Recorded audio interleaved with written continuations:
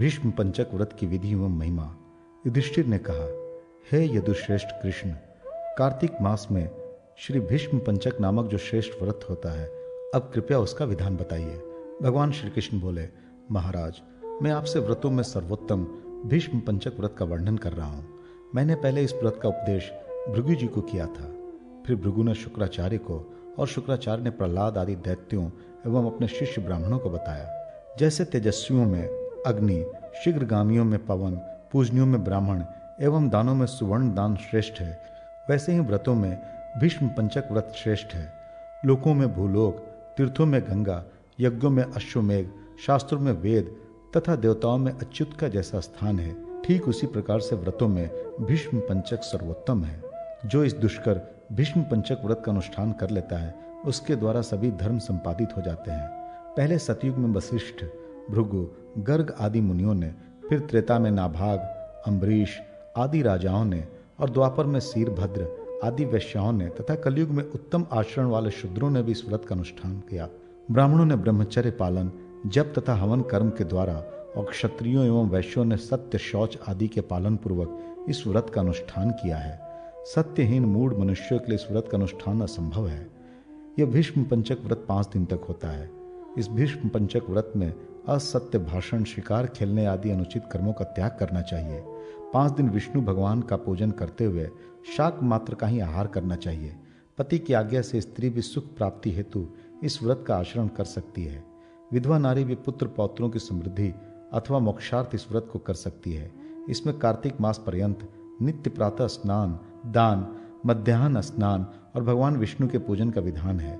नदी, झरना, देवखात या किसी पवित्र जलाशय में शरीर में गोमय लगाकर स्नान कर जौ, चावल तथा तिलों से देवता, ऋषियों और पितरों का तर्पण करना चाहिए।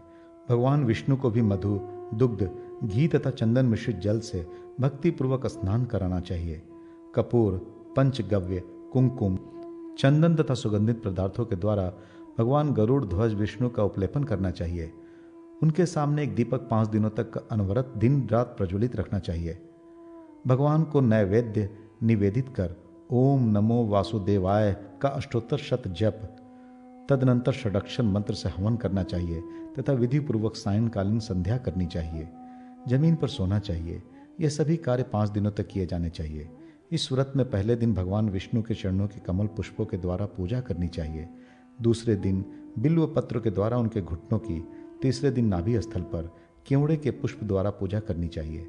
चौथे दिन बिल्व एवं जप पुष्पों से भगवान के स्कंद प्रदेश की पूजा करनी चाहिए और 5वें दिन मालती पुष्पों से भगवान के शिरोभाग की पूजा करनी चाहिए। इस प्रकार ऋषिकेश का पूजन करते हुए व्रती को एकादशी के दिन व्रत का अभिमंत्रित गोमय तथा द्वादशी को गोमूत्र का प्राशन करना चाहिए। त्रयोदशी को दूध तथा चतुर्दशी को दधि का प्राशन करना चाहिए। काय शुद्धि के लिए 4 दिन इनका प्राशन करना चाहिए। 5वें दिन स्नान कर केशव की विधिवत पूजा करनी चाहिए। तत्पश्चात ब्राह्मण को भक्ति पूर्वक भोजन कराकर दक्षिणा देनी चाहिए।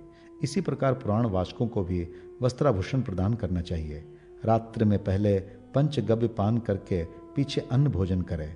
इस प्रकार से भीष्म पंचक व्रत का समापन करना चाहिए। यह भीष्म पंचक व्रत परम पवित्र और संपूर्ण पापों का नाश करने वाला है।